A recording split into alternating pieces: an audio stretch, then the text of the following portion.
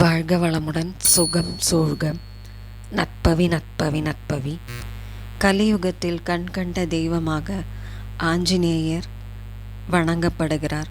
சர்வமங்கள காரியானுகூலம் என்று ஆஞ்சநேயர் வழிபாட்டை பலனை குறிப்பிடுவார்கள் ஆன்றோர்கள்.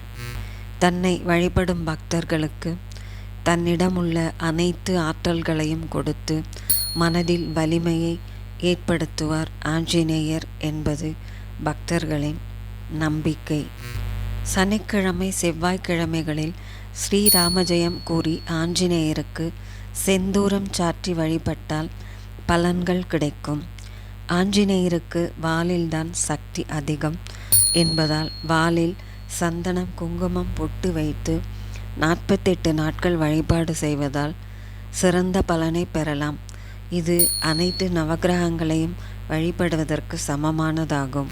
வாழ்வில் உள்ள அனைத்து துன்பங்களும் நீங்க ஆஞ்சநேயரின் சிறப்புகளை கூறும் சுந்தரகாண்டம் படிப்பது நற்பலனை தந்தருளும்.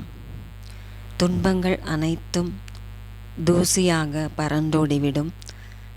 ஸ்ரீ ஆஞ்சநேயரை நினைத்தாலே புத்தி வரும், பக்தி வரும், புகழ் வரும், செல்வம், மன உறுதி வரும், வீரம் வரும். அனைத்திற்கும் மேலாக தேவையில்லாத எதிர்மறை எண்ணங்கள் எதுவும் மனதில் எழாது.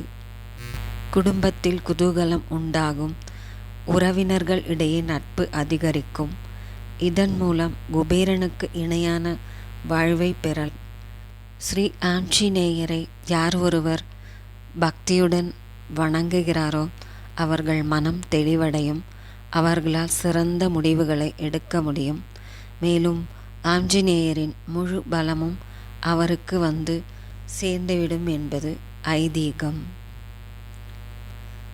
அனைத்து தோஷங்களும் விலகிவிடும். வாழ்வில் நல்ல மாற்றங்களும் ஏற்றங்களும் ஏற்பட்டு மகிழ்ச்சி பொங்கும்.